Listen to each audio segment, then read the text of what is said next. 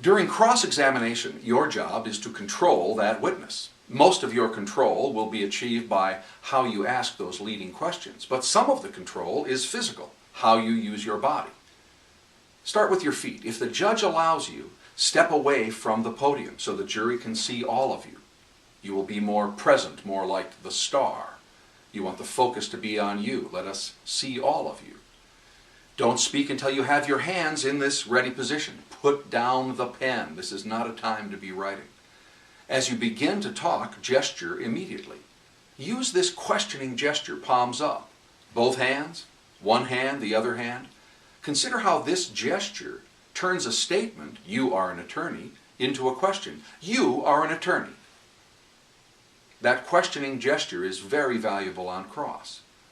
When you have asked your question, sometimes leave the hands in this position. In other words, insist on an answer. Give me the answer. You've got, therefore, even more control of the witness.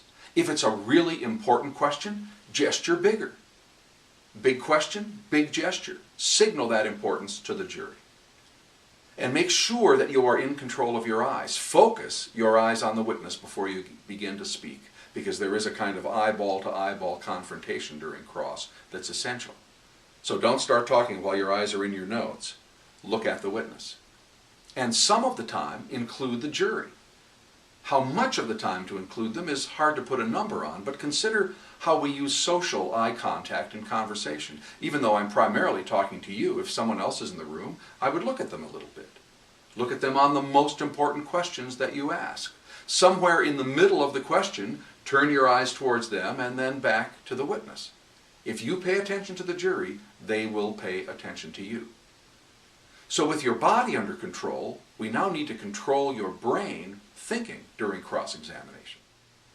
To control your witness on cross with your brain, you have to completely understand the difference between the leading question and the open-ended question. Avoid those words that you were using during direct: who, what, when, where, why, which, how. Those words encourage the witness to talk. You don't want that on cross. You want them to say yes or no. You want to make a statement, and you want them to confirm that fact, a fact that you already know. So, make a statement, which is part of the confusion about cross. It's really not a question. A leading question is a statement. Now, that statement can be preceded by or followed by some kind of an interrogative word or tag. Those words include right, correct, true, agreed, fair enough. Or those words can come before the statement in the form of an interrogative phrase. Now, isn't it true? Isn't it correct? Isn't it right? Wouldn't you agree? If you're going to use those interrogatives, mix up the choices. Since you are making a statement, do it in this form: noun, verb. Be careful of verb, noun. Did you? Were you? That form of the question sounds like you are not sure, and it will encourage your witness to talk, to fill in the answer for you. Make a statement. You did. You were. It's a statement.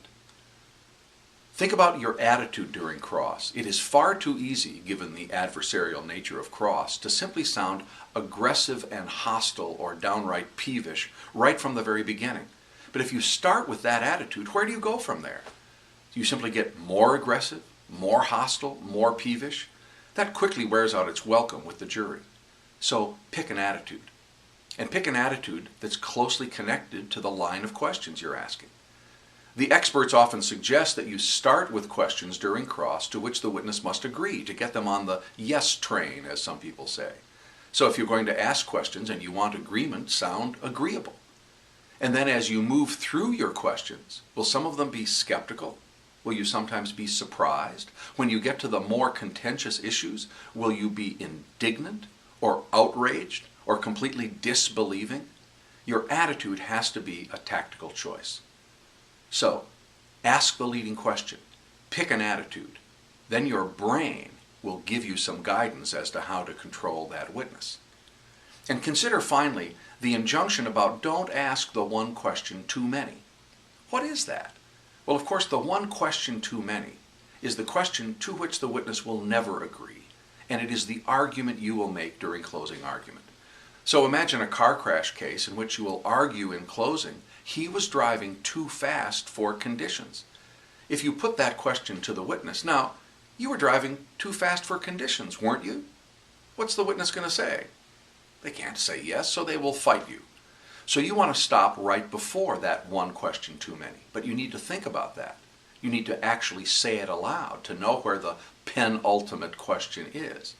So maybe the last question before you get to that one question too many is, and you were driving 10 miles an hour over the speed limit. And in asking that question, hopefully the jury will think, wow, he was driving too fast for conditions. And that's what you argue in closing argument.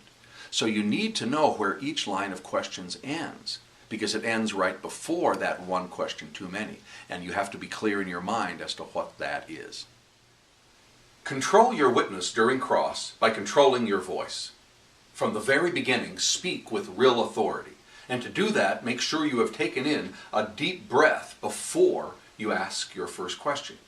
As you plant your feet, raise your hands to the ready position and focus your eyes. Fill your lungs with air. Breathe in and then speak out with authority.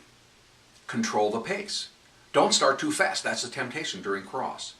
Begin very deliberately, speaking in phrases, not whole questions. I recently was listening to a terrific trial lawyer, and during cross, his questions, like this, were asked in two-word phrases.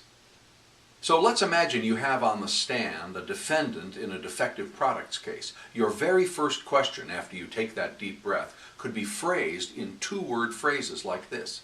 Mr. Fitch, you knew the product you sold was defective.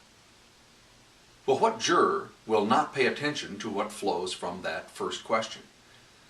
Start strong, and that's the way to do it. Speak with authority and say it a phrase at a time. As you speak, make sure that you immediately engage the gestures, because the gestures add emphasis.